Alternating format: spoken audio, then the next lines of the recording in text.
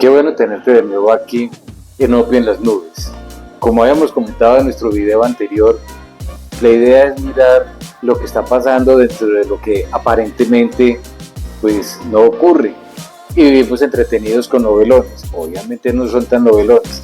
Temas como lo que está ocurriendo con el escándalo de la Unidad Nacional para la Gestión de Riesgos y Desastres de Colombia es algo extremadamente lamentable y complicado. Sin embargo, también tenemos que mirar hacia el sur de nuestro país, hacia el Cauca, allá que nos encontramos con un posible riesgo de secesión, pero es algo que viene de mucho más atrás. No simplemente tiene que ver con este gobierno e inclusive con el anterior u otros, es un proceso que viene de muchos años atrás. Hagamos un poquitico de historia. Nuestro país empieza a tener un desarrollo republicano a partir del momento en el cual Simón Bolívar pues lo libera de los diferentes sucesos ocurridos alrededor de del descubrimiento de América, entendido desde una visión pues digamos positiva, no necesariamente viendo esto como un encubrimiento de lo que esto era y los hechos que se desarrollaron a partir de la violencia lamentable que se presenta pues en ese momento de la historia. Sin embargo, mucho antes de que Simón Bolívar pues convirtiera esto en la Gran Colombia, era previamente la Nueva Granada, pero incluso antes ya era una sociedad de indígenas, a donde llegan, como lo manifestaron los segundos los españoles. Posterior a eso se crea la Nueva Granada, ese virreinato de la Nueva Granada ya empieza a hacer posesión de las tierras como tal, o sea, a construir un proceso de patria, de república.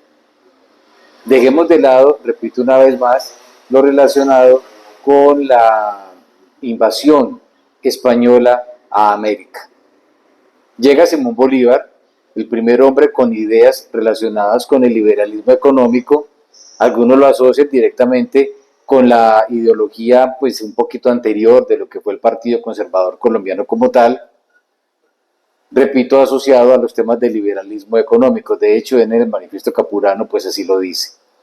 Pero bueno, no interesa tanto comprender en este momento lo relacionado con la ideología de Simón Bolívar, sino ver él como también creo que pues una nueva sociedad, un nuevo país que lo vamos a denominar la Gran Colombia, partiendo desde los límites con Costa Rica hasta el Perú. Estamos hablando de unidad territorial. Pasados los procesos que fueron relacionados con Simón Bolívar y Francisco de Paula Santander y la posterior muerte de Simón Bolívar, el país empieza a subdividirse.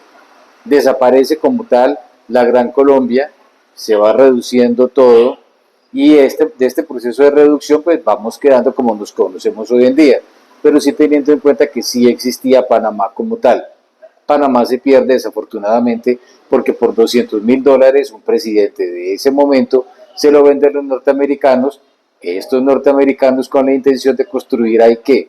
El canal de Panamá. Sin embargo, seguimos hablando de lo mismo, la unidad territorial. Nos queda un antecedente, lo que ocurrió con los Estados Unidos precisamente en el siglo XIX. Solo Abraham Lincoln logró que el norte y el sur volvieran a quedar asociados a un mismo país, a una confederación, llamémoslo así.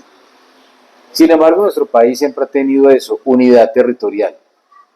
Se pierde Panamá, se presenta posteriormente la guerra contra el Perú, en la que se pretendió también dividir el país, en este caso pues por un conflicto de orden, países como tal, para llegar ya finalmente a lo que la Constitución denomina como la unidad del territorio. Somos un único territorio. ¿Por qué se produce entonces una secesión? Es bien sencillo, porque un grupo de personas o una gran comunidad pues se reúnen, puede ser alrededor de un plebiscito, de una consulta popular, y esa consulta puede determinar que ellos consideran que no se sienten afines a la nueva región. Pueden también haber intereses políticos de extranjeros, como ocurrió cuando vivía Hugo Chávez, quien pretendió pues infiltrar a Colombia a través de una guerra, y en el polígono territorial en donde está ubicado Sucre, La Guajira y toda esta parte nororiental de Colombia se iba a convertir en un país patrocinado por él, en donde iba a colocar posiblemente a una presidenta, quien ya falleció, y permitir a su vez pues que otros colombianos pudieran ingresar allá. En pocas palabras, íbamos a quedar con un caballo de Troya dentro de nuestro propio territorio. Ese iba a ser un primer intento de secesión, más no de orden propio de los colombianos. Pero entonces ahora tenemos que mirar hacia el sur. No estoy hablando de los intentos de independencia de los antioqueños, que por lo regular no han sido más que refriegas políticas, más no hechos fácticos que nos conduzcan a entender que Antioquia, más el eje cafetero y posiblemente el Valle del Cauca y algunas otras regiones, hubieran o pudieran quedar como un país independiente. No se puede exceptuar, puede ocurrir. Sin embargo, lo que ocurre con el Cauca ya tiene un antecedente muy amplio. En el tiempo en el que estuvo vivo Carlos Pizarro León Gómez, y muy específicamente y de nuevo en estas áreas del Micay, el M-19, bajo el liderazgo de Pizarro León Gómez, lograron vencer al ejército colombiano. Y estamos hablando ya de mucho tiempo atrás, muchos años atrás. ¿Qué pasa entonces? Que no solo los problemas de orden posesión de la tierra, pero por eso yo hablaba hace un momento desde el tiempo del virreinato de Nueva Granada hasta la República, cuando se crean las repúblicas y las constituciones que rigen de manera normativa esas repúblicas, el poder sobre la tierra, sobre todo sobre el subsuelo, se pierde. Lo que hacen los gobiernos y los estados es permitir que una persona, sea privado o obviamente el sector público para el bien comunitario, puedan hacer explotación de los espacios territoriales. Por eso se crearon los planes de ordenamiento territorial. Pero al momento en el que se creó la República, pero previamente al haberse creado el Virreinato de la Nueva Granada, ya la tierra como tal, el uso, el usufructo y la tenencia de esa tierra ya había desaparecido de los anteriores. Entonces esto nos lleva a un conflicto que han querido llevar hoy en día a lo actual, en donde grandes grupos de seres humanos del Cauca pretenden decir que todas esas tierras les corresponden porque proviene de un ancestro común que puede tener 500, 600, 700, 800 o 1000 años, pero se está desconociendo la realidad de la república como tal. Entonces, el Cauca tiene ese problema, tenencia de tierras, pero no es únicamente la tenencia de tierras, también tiene que ver con un problema muy importante de castas, más no de repartición de la tierra entre unos y otros, puesto que hay familias que haciendo uso del ordenamiento territorial colombiano, de la Constitución y de las leyes asignadas, pues han usufructuado de esas tierras, más no el subsuelo. Si en su finca, si en su hacienda aparece petróleo, el gobierno, por ser el propietario del subsuelo, va a tener que entrar a negociar con usted para poder definir cómo va a quedar ese tema de la tenencia y el usufructo de esa tierra. Pero entonces el Cauca sí ha tenido ese problema, no el de la distribución, sino el de las castas asociadas a la tenencia de esa tierra. Esas castas conducen hacia la segregación de unos y otros. Si lo miramos desde la perspectiva de la sociología política, los grupos dominantes van creando pues linajes que a su vez se apoderan no solo de la actividad económica, pues no se apoderaron, la adquirieron y la usufructuaron, pero sin embargo es de ellos, y también ahí sí se apoderan como tal de todo lo que tiene que ver con la estructura política y social de una región, y todo se va heredando por el apellido, y ni siquiera y necesariamente por las capacidades que pueda tener ese individuo para poder liderar o gobernar. Simplemente el apellido le permite al otro heredar o usufructuar, en muchos casos, los feudos políticos. También se puede llamar nepotismo, pero de todas maneras tiene mucho que ver con lo que yo estoy manifestando. Es un sistema de castas. Familias enteras, clanes gigantescos se han apoderado no solo de lo que ya tienen como tal y que pueden usufructuar, repito, que es de ellos, pero también de todo lo que colinda alrededor de ese proceso.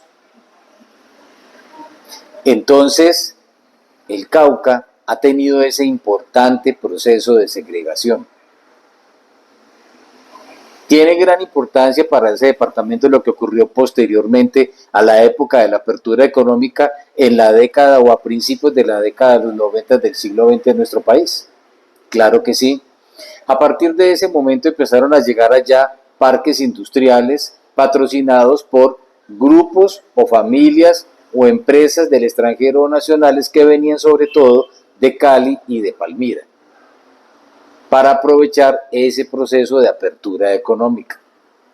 Igualmente en el Cauca y en Cali existe el ingenio azucarero más grande de nuestro país, posiblemente uno de los más grandes de América Latina, que es el ingenio del Cauca, y eso lo han querido tomar como un proceso de lucha en cuanto a la creación del odio de clase y de la lucha de clase sobre otros que, como lo dije hace unos minutos, están aprovechando precisamente la posibilidad que les brinda la tierra a través de la inversión y del capitalismo como tal. Ahí no existe ningún proceso de exclusión, puesto que está habiendo una explotación legítima de lo que una persona o un grupo de personas quieran aprovechar sobre su capital haciendo las compras legales y legítimas de esas tierras.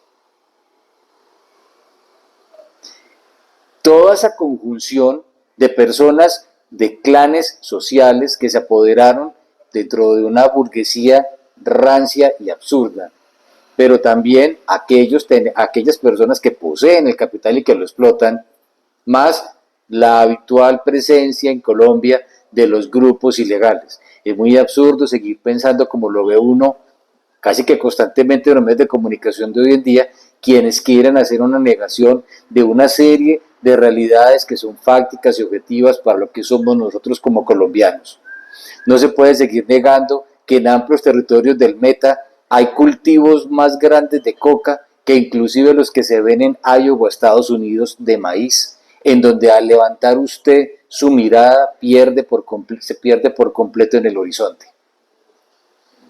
Esto es extremadamente delicado, puesto que la gente en Colombia se ha acostumbrado a vivir, pues precisamente no del emprendimiento, del capitalismo, de la startup, como lo comentaba anteriormente, sino del apropiamiento de dineros que rápidamente conducen a que la persona pueda tener algún tipo de estatus económico, más no necesariamente son generadores de riqueza. Entonces ya tenemos otro conflicto importante en ese contexto de la tenencia de tierras, de la lucha de castas, de la segregación, de la exclusión y de la explotación a la que tienen derecho otros de tierras que adquirieron. Entonces entra ahí el conflicto ideológico, muy similar a lo que ocurrió en la década de los 50 del siglo XX cuando llegó el comunismo a Colombia y los grupos liberales se habían ido hacia los llanos orientales en contra de lo que estaba pasando con los grupos conservadores quienes los estaban persiguiendo. Fueron influenciados por el señor español Isauro y a partir de ese momento cambió la ideología y empezamos el proceso habitual que ya se conoce en el contexto del comunismo a nivel mundial y a nivel global, a nivel local, a nivel regional, y eso no ha cambiado. Hoy el mundo está bajo la égida del neomarxismo. Piketty, Habermas y otros ilustres e inteligentes hombres y mujeres de todas maneras hacen parte de una nueva dialéctica partida, obviamente a partir de lo que construyó el señor Jürgen Habermas y otros, para darle un nuevo simiente a lo que venía de Hegel, pero que magistralmente construyó en Manchester el señor Engels. Pero eso es otro tema que lo miraremos posteriormente. Toda esta conjunción de hechos se han reunido allá, en el Cauca. Muchos esperando el subsidio estatal, otros esperando poder conseguir un empleo, otros aprovechando la necesidad que tiene otra persona y entonces a partir de ahí llega el tema de lo ilegal. ¿Qué vemos entonces ahora en Colombia? Bueno, algo tremendamente lamentable.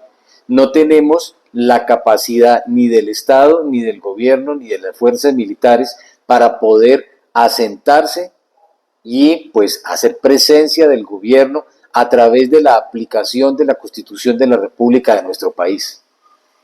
sea por negligencia como lo vemos hoy en día, sobre todo en la parte gubernamental y estatal, o sea por la absoluta inoperancia que tienen las fuerzas militares de nuestro país. También puede ser por el mismo hecho de que están reducidas y no existe ningún apoyo ni ninguna política gubernamental o ningún deseo o ningún accionar para que eso ocurra. Tenemos en Cali dentro de 2 meses aproximadamente la COP16, que es un evento de orden ecológico global de gran importancia. Acaban de decir las personas que están tratando de detentar el poder territorial a lo que sea de orden económico, de orden político, de orden religioso, como ustedes lo quieran ver. Le están detentando al poder la misma capacidad que tiene el gobernante y haciendo uso de la Constitución para poder ofrecer pues los derechos a los que tienen los ciudadanos y ciudadanas de esa región.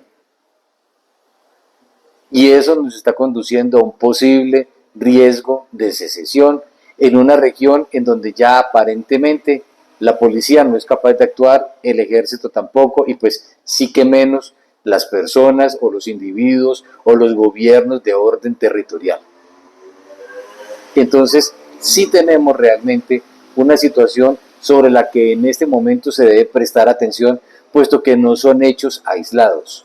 No es únicamente el conflicto por la coca, no es únicamente que los grupos indígenas ideologizados digan que son dueños de tierras heredadas de hace 1000 o 1500 años. No son tampoco los grupos de afros quienes también van a decir que ellos trabajan en las empresas privadas o que también han tenido tenencia de tierras de manera legal, la han comprado.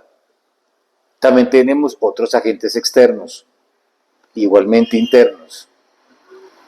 Toda esta conjunción, más los grupos que quedaron del maltrecho proceso de paz que se realizó en Colombia, que terminó siendo más un armisticio que propiamente un proceso de paz que hubiera permitido impedir todas estas situaciones o por lo menos ayudar a que nos dirigiéramos hacia el camino correcto. Hoy en día quieren inclusive hasta quitar a la JEP. La JEP pues es simplemente un tribunal de justicia transicional. Así ocurrió también en Nuremberg y ha ocurrido en otras instancias dentro del proceso y contexto de la historia misma. No lo podemos evitar. Es necesario que haya también perdón. Algunos dirán tragarse los sapos, pero tiene que ser así. Sin embargo, el desconocimiento de todos esos elementos, la incapacidad militar, policial, la corrupción, la incompetencia y la ineptitud absoluta de jóvenes, personas de edad adulta o ya mayores, quienes gobiernan en estas regiones y en otras de Colombia, están permitiendo crear un caos monumental en el orden territorial e institucional. Y se está avisorando un conflicto muy grande relacionado con el Valle del Cauca, en donde en su frontera sur, en Jamundí, nos encontramos con el inicio de sur a norte de una de las zonas más productivas de nuestro país. Por lo tanto, sí es importante prestarle atención a eso, puesto que está en juego la unidad de la nación ante una posible secesión de orden fáctico generado por estos y muchos otros elementos que se ven cada día con fuerza en nuestro país.